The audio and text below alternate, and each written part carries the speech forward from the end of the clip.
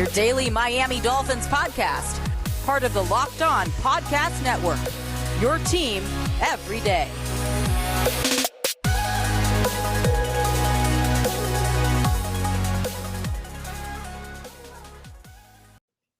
What's up, Dolphins fans, and welcome to the Monday, September 6th edition of Locked On Dolphins.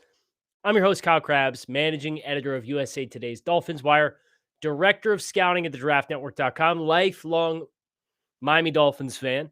As those of you who are tuning into the Sunday night recording and live stream on YouTube channel Locked On Dolphins, hit subscribe, like, follow, you name it, can see. And we are less than 1 week as of the time of this recording or the time of you listening to the start of the 2021 NFL season for the Miami Dolphins. Of course, Thursday night, you have Dallas versus Tampa Bay. So we're just a handful of days away from the actual start of the NFL season. But for the Dolphins specifically, this thing's just around the corner, guys, and that's really exciting. And I think there's a lot of things that we can get into throughout the course of this week, looking specifically at New England, trying to build a game plan to beat the New England Patriots based off what our anticipation is on what the Patriots are going to look like. But you really have to start this conversation going into game week with what we expect the Dolphins to look like. And of course, this has been a very competitive training camp for the Dolphins, the most competitive training camp in recent memory as far as just the talent, the guys who got cut from the team that you were disheartened to see get cut and potentially run the risk of losing. And of course, Malcolm Perry's an embodiment of that for the fact that he did get claimed by the New England Patriots of all teams, but it is what it is. That's what happens. That's how a guy like Zach Sealer ends up on the Dolphins. Right? Because the Baltimore Ravens are brimming with talent and they have to make some hard decisions. They cut a guy they really like, Zach Sealer. It's very clear he can play, and he goes to a place in Miami that helps to further develop his talents. And I would not be surprised to see that trend start to manifest itself in Miami because this is the third offseason of a rebuild and really like the direction of the team. It's competitive. It's not complete. There's some question marks. And those are some of the things we'll get into today as we are exploring the Dolphins depth chart. But before we get there, I think this is an important article and thought piece to acknowledge and discuss briefly. And I did a short Twitter thread on it, Locked On Fins. But The Athletic dropped a piece last week where they had polled a bunch of executives across the league. And they had asked them to rank the teams in the AFC from best to worst. And the Dolphins came in 16th. Not even a fringe playoff team. The Dolphins came in 11th out of 16 teams in the AFC. And it got my mind to wondering, how do we get to that destination? How do the Dolphins end up being the 11th best team out of 16 teams in the AFC? And it really was for me like this season would have to be an absolute dumpster fire in so many areas because they have a competent backup quarterback. They have a lot of depth at wide receiver. They have a really good defense that has depth, not at linebacker, but in the secondary. And I think they got good depth in the defensive front. They got a really strong-minded coach who is shown his body of work is really, really strong to be able to coach guys up and develop guys. And they were winning games. They went 5-4 with a bunch of street free agents in 2019. So to be 11th out of 16 teams in the AFC,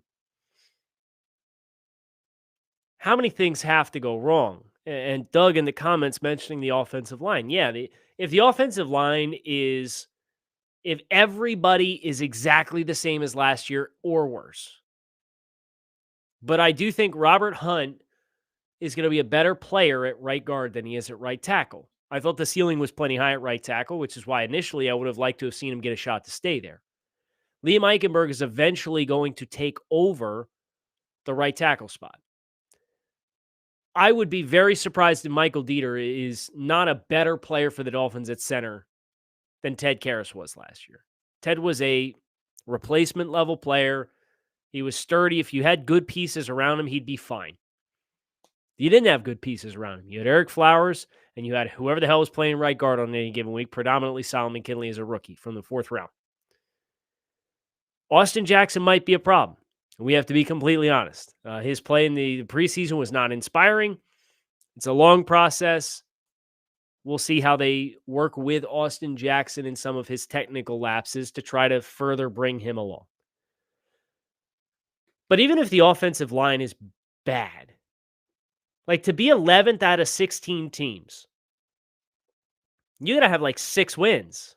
Like, do you see the Dolphins, legitimate question, do you see the Dolphins going 6-11 this year? My answer is no. And beyond the talent, from a coaching perspective, this team is in a lot better place than a lot of other coaches across the AFC, across the NFL. Brian Flores, you can look at the depth chart all you want. You could say, okay, the 2 deep here, I like their mismatch here. I think this offensive line might be problematic. You got to execute and coach on Sundays, and sometimes Thursdays, and sometimes Mondays, and sometimes Saturdays. You got to coach in that moment in any given game situation. And I could tell you, I would take Brian Flores against the vast majority of coaches in the AFC in a closely contested game, and the culture he's instilled and the mantras that they have really hammered home, that they're not going to be the team that beats themselves. And in any given close game, you need 3 bounces of the ball, 2 go one way, 1 goes the other. The team that gets the 2 is going to win the game. So I talked about a number of different stereotypes. Predominantly, the Dolphins were not good in defensive yards allowed last year. Is that a sign of regression for the Dolphins defense? Well, the Patriots since 2005 have only had 6 top 10 defenses as far as yards allowed in any given season. Well, you can't replicate that level of turnover production. You're right. You can't bank on 29 or whatever it was turnovers the Dolphins had and won in 16 consecutive games, and even more than that going back to 2019. Expecting that on any given week is a recipe for some issues. But at the same time, the Patriots have only finished outside the top 10 4 times in turnovers forced since that same 2005 threshold. So the Patriots are traditionally a bend but don't break style defense. They finally get you in a 3rd and long. They create sacks, they scheme pressures, or they manufacture mistakes. That's the blueprint of the defense. And I don't see any reason why Brian Flores, with all the success defensively he's had with the talent that has been to his disposal at this point, can't at least carry that over. Of course, statistically speaking, if you finish first in anything and you're abnormally high, you're going to expect a regression. But you should still expect that mantra and that focus to permeate through how you play the game. One of the quotes from the story from The Athletic was that the Dolphins aren't going to be able to start drives on the 5-yard line every other week like they did last year. There were 8 teams in the NFL who had an average starting field position of their own 30-yard line or better, and the Miami Dolphins were not among them. They were 9th in the NFL in starting field position at the 29.7-yard line on average out of all their possessions across the entire season. And then there's the offensive side of the ball, right? The Dolphins played in a 10-yard cardboard box for the vast majority of the year last year. A lot of nickel and diamond, a lot of RPOs. And we talked last week on Friday on Power to the Pod about some of the challenges that a very high frequency of RPO offense is going to pose your offensive lineman and your pass protection and the integrity of the pocket and so on and so forth. Offensively for the Dolphins, what did they tell you they knew they needed to get better at? Separation and explosive plays. Devontae Parker, Preston Williams, Mike Gesicki, Albert Wood, like none of these guys created separation. So the Dolphins went out and got a bunch of quick twitch. They obviously bring back Albert Wilson from opt-out. They draft Jalen Waddle with the number 6 overall pick. They sign Will Fuller. And it's not just the separation, it's the explosive plays. Will Fuller was tied for 4th in the NFL last year in the frequency of receptions that he had and how many of those were classified as explosive plays. Jalen Waddle averaged 18.9 yards per catch at Alabama throughout his 3-year career there. He averaged over 40 yards in distance on all of his career touchdowns. The Dolphins told you what they, in their self-assessment as a team, needed to be better at. And if they get better there, even if there is some level of regression on the defensive side of the ball, this ain't the 11th best team in the AFC. There's no way in hell, other than injuries and catastrophic play on multiple levels on both sides of the ball. With this coaching, the depth of the talent, and the improvements on the roster, that this is the 11th best team in the AFC. That's my thoughts on it. Football season is back. Let's make the most of it with a better way to create your custom pool at runyourpool.com, the premier sports pool hosting service. Run Your Pool makes it ridiculously easy to run a football pool with friends, family, or office mates. They offer dozens of formats, including Survivor, Pick'em, Squares, Margin, Confidence Pools, 33, and more. Run Your Pool hosts formats for NFL and college football with 1-week games, full season, playoffs, or the Super Bowl. Unlike other fantasy sports platforms, Run Your Pool has options and settings to make it your own. You can even brand your pool for local businesses, bar, or restaurant. Check them out today and get $10 off at runyourpool.com/lockedon or use the promo code LOCKEDON at checkout. Anywhere, everywhere in the world, Run Your Pool helps friends and colleagues compete. The NFL season starts September 9th. Start today at runyourpool.com/lockedon. It's that time of year, as we said. Football season's back, baby. And as always, BetOnline is your number one spot for all of the pro and college action this season. Get all of the updated props, odds, contests, including the $500,000 NFL Mega Contest and the $200,000 NFL Survivor Contest, open now at BetOnline.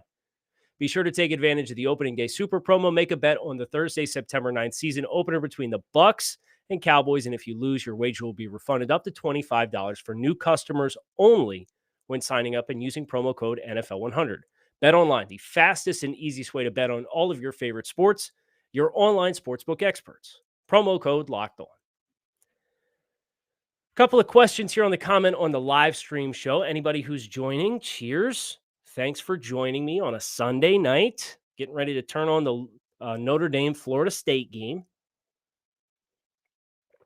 John wants to know, in the first 5 games, what do I expect our record will be at? So the first 5 games of the season, obviously before the week 6 trip to London to play the Jaguars, is you've got at New England, home against Buffalo, at Las Vegas, home against Indianapolis, and then at Tampa Bay. I'm expecting 2-3. If we get the 3-2 at that point, it's house money, right? What I don't want is the team to start 0-2. I don't think you can afford to start the year 0-2 and take 2 L's in the AFC East before you play another game, which is exactly what they did last year before they had to have the Jaguars bail them out on Thursday night.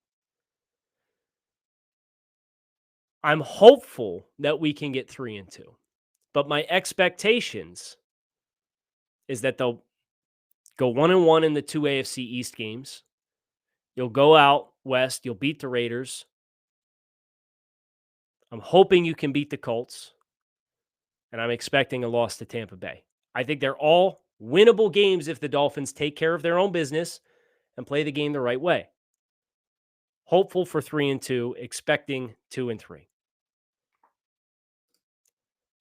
The next thing we're going to tackle here on the show, offensive depth chart. Noah asking, should we bring back the T-Pain fight song? No, we should absolutely not. I'll pretend you didn't ask, sir. The Dolphins' week 1 starting offensive depth chart against the Patriots.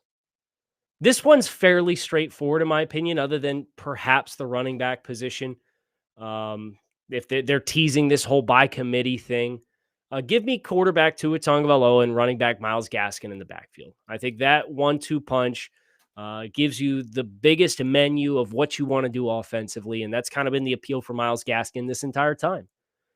On the offensive line, Austin Jackson, Solomon Kinley, Michael Dieter, Robert Hunt, Jesse Davis. If Liam Eichenberg was 100% healthy, I still don't know that he would start. You're going up against Bill Belichick, the New England Patriots defense. There's a lot of complex looks. They play a lot of games and twists up front, which is going to create a lot of challenge for communication. And I think Miami's probably going to covet guys who have seen those looks before.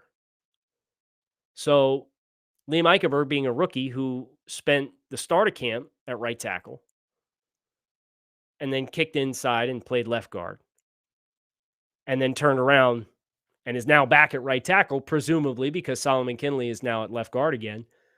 I just don't know that that formula has set Liam Eichenberg up for success. So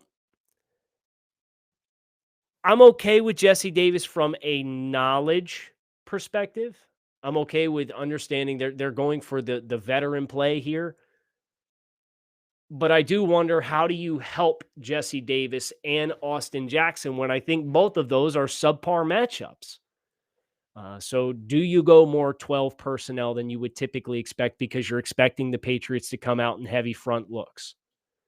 And is those extra guys on the line of scrimmage going to help you in the run game pick up the gaps that you want? You don't have Will Fuller anyway because he's suspended for the game. So does more 12 personnel allow you to help your offensive tackles, and at what expense to the rest of the passing game? I think that's a really fascinating subplot to this, but I do think Jesse Davis in the driver's seat to start the year. We'll see what October brings. I think Jesse will probably take that spot comfortably for the first couple weeks of the season until Liam gets a little bit more seasoning, not dissimilar to what happened with Robert Hunt last year. Kai wants to know why we don't look to add Mitchell Schwartz.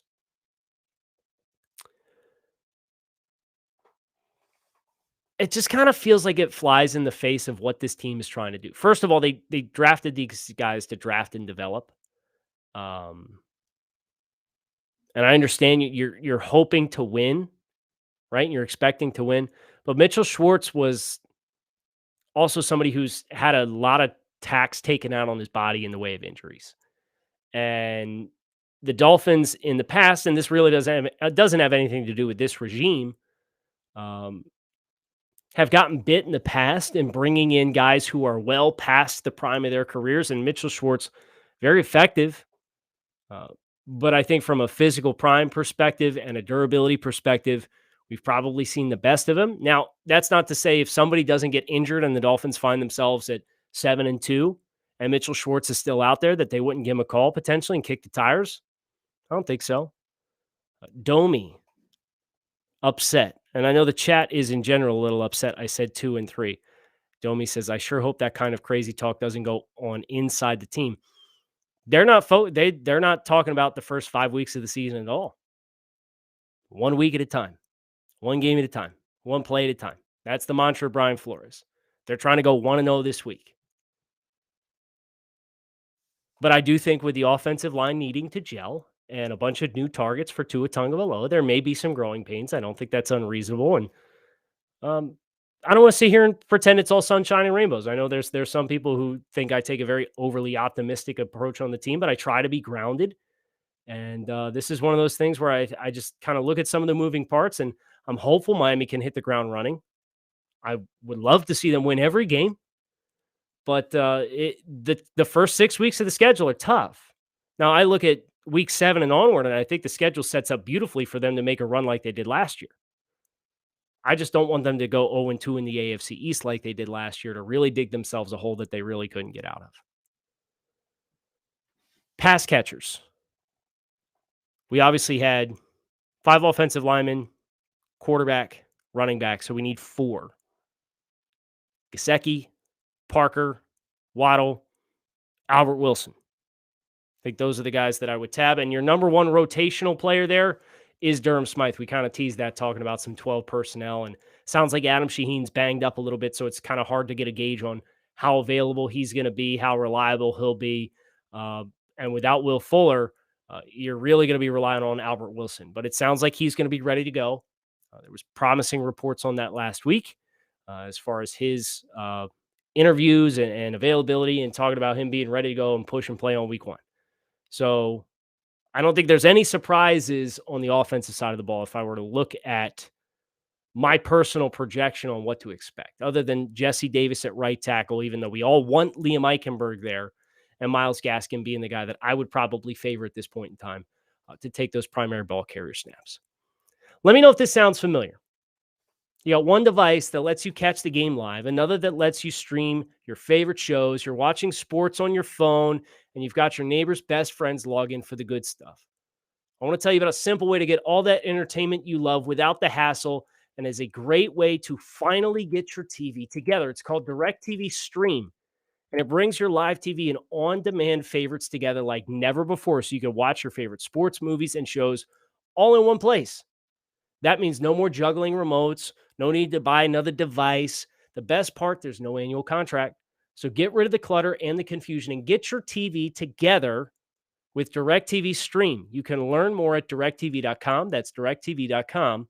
Compatible device required. Content varies by package. If you've listened to this podcast for any amount of time, you know about the affinity that we have here on Locked On Dolphins for Built Bar. Built Bar is a protein bar that tastes like a candy bar. These things are high in protein, high in fiber, low in calories, low in sugar, 100% chocolate on all of their bars. They got 10 delicious flavors to choose from. So no matter what kind of taste buds you have, Built Bar is going to have something for you. And no matter what your needs are, whether you need something to grab and go, something post-workout, something to replace a meal throughout the course of the day, delicious snack, you name it, Built Bar can be it. And right now you can visit BuiltBar.com, use promo code LOCKED15 to save 15% off your next order. That's BuiltBar.com, promo code LOCKED15 to save 15%.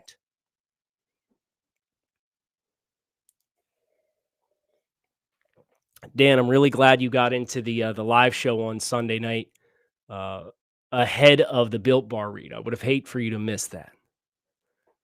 Couple more questions here on the live stream. Octavio, hoping Holland has a big Sunday against the Pats. We're going to talk about Holland here in a minute. And Kai, get trying to work and see Jalen Phillips be able to do different things, but why don't we just let him do what he was drafted to do, an exceptional in college, which is rushing the passer? I think that's what you're going to see, realistically. I think if you want to get Jalen Phillips as an early down player, the maximum amount of reps, you'll want to know what he's capable of doing. But I am putting zero stock into how they tried to play Jalen Phillips in the preseason. And we're going to get into that here too, because we're transitioning into the defensive depth chart for the Dolphins and my expectations against the Patriots. A couple more surprises here. My defensive front, Wilkins, Davis, Agba. No surprises here. Zach Sealer's the first guy up that'll rotate in. They'll keep guys fresh. John Jenkins will get plenty of snaps, probably 15 or so of them. But Wilkins, Davis, Agba, those are your horses. They want to go more true 4-man front, or I guess technically 5-man front. You know, you could put Sealer in a B gap and then stand Agba up or put him outside if you want to go over or under front, and then have your hybrid linebacker, whether that be Van Ginkel or Phillips, who we just mentioned, as the other guy is the end man on the line of scrimmage, and go with a true 5-man front and a 3-4 look. But I'm expecting a lot of nickel, a lot of kind of hybrid 4-2-5 looks for the Dolphins defensively. And that's going to require 3 down linemen, those 3 down linemen being Wilkins, Davis, and Agba, with a lot of depth behind it that you can rotate in and keep these guys fresh. The linebackers. You've got Jerome Baker. Yes, of course. You've got Elandon Roberts. That was pretty apparent when they made the decision to cut Bernard McKinney, right? So that's 2, your 2 stack linebackers, but I said I'm expecting a lot of 4-2-5. Who's going to be the hybrid guy? I think this is going to be a week-to-week thing. Who gets the majority of these reps? But I'm not taking it lightly that Jalen Phillips missed a significant amount of time of practice and then came back and was immediately inserted to work again with the ones. Andrew Van Ginkel, I think he is a really, really good developmental player that has taken significant steps forward for the Dolphins. But when you're facing the Patriots, who are going to run the ball and have Trent Brown and Isaiah Wynn at their 2 offensive tackle spots, who are really big, physical, overwhelming presences on the edge, I don't think that's a great matchup for Van Ginkel. You get into true pass rush situations, you want to get the speed package on the field. Yeah, put him out there. You want to play him in kind of a stack for some more exotic looks and play him off the ball? Absolutely. And if you were going to ask me who is the 4th man on the line of scrimmage, but stand up in a 2-point stance for that 4-2-5 look, I think it's Phillips this week. He's bigger. He's faster. He's stronger. He's got more natural moves in his arsenal. He has not had the chance to showcase them yet. And I'm not really worried about what the preseason will look like. Now, if we get through week 2 and Jalen Phillips is still spending 15 reps back in coverage and zone coverage, I'm going to complain about it. I absolutely will. But I don't think the preseason is an indicator of the game plan that you're going to see pushed in play for Jalen Phillips. And it's really telling that they've slow played a lot of guys coming back off of injuries. Phillips, get back in with the ones. So I think you'll see Jalen Phillips start for the Dolphins, especially with the matchup that the Patriots tackles are going to bring in the trenches. In the secondary, another surprise back here, probably versus what a lot of people expect. Xavier Howard, Byron Jones at the 2 outside corners. That's great.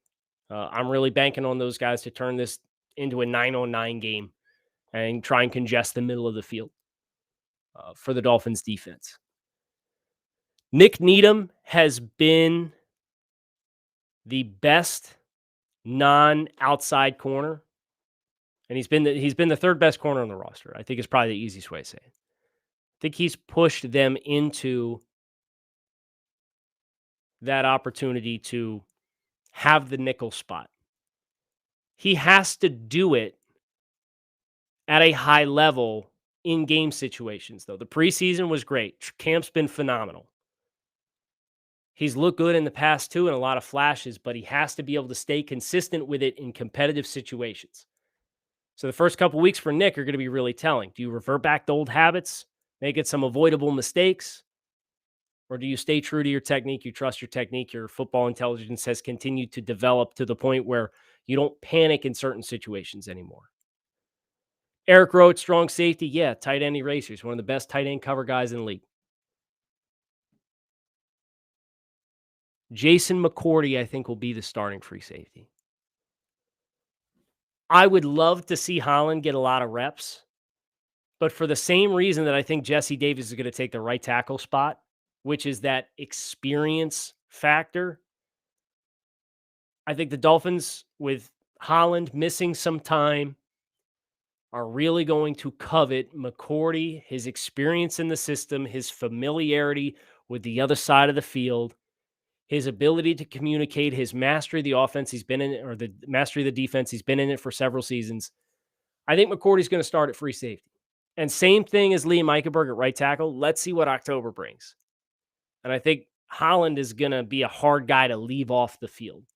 But coming off of some missed time with injury against the Patriots and Josh McDaniel, of all offenses that you could possibly draw on, all offensive coaches, I think McCourty's experience is going to weigh really heavily into this decision. So those are some of my anticipations for the Dolphins depth chart. We'll see how wrong it is when game day rolls around. But the rest of this week is going to be dedicated to the Patriots-Dolphins game in week 1. Looking forward to that.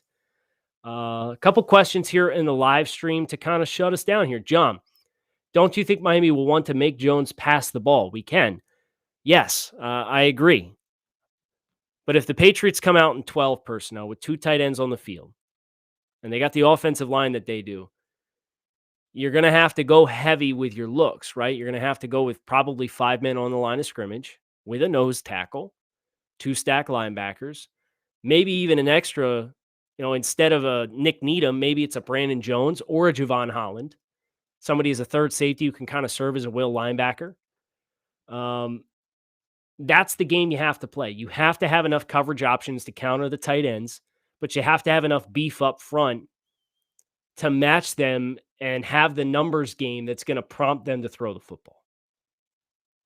I don't think you're going to see a lot of straight drop back passings because that's not, Cam Newton didn't do that in week 1 against the Dolphins last year. They play action the ton against the Dolphins.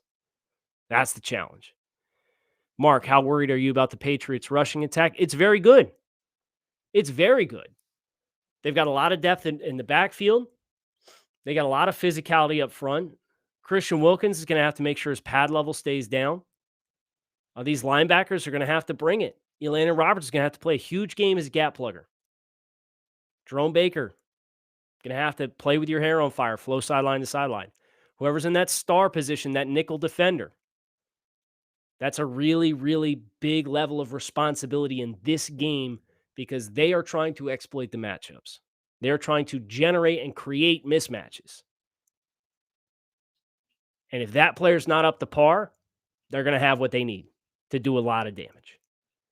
Hope you have what you need to have a great week here on Locked On Dolphins. Ahead of week 1, Kyle Krabs, I appreciate everybody who tuned into the live stream on Sunday night, who is listening at home on Sunday or on the go. I appreciate you opening up your podcast feed for us here at Locked On Dolphins. Kyle Krabs, fins up, keep it locked in right here on Locked On Dolphins. Enjoy the rest of the start of your week, and we will be back for tomorrow for yet another episode to get you ready for kickoff. Cheers.